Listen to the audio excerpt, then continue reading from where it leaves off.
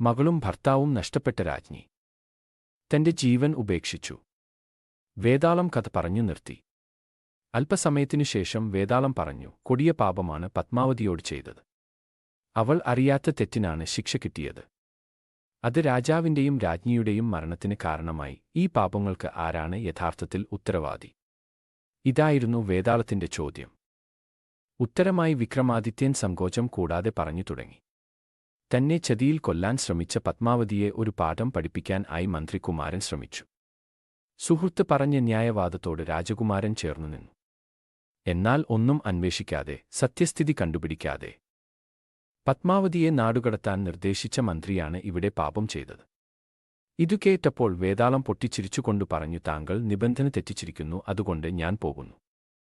ഒരൊറ്റ കുതിപ്പിന് വേതാളം വിക്രമാദിത്യന്റെ തോളിൽ നിന്നും പറന്ന് മുരിക്കുമരത്തിൽ കയറി വീണ്ടും തലകീഴായി കിടന്നു.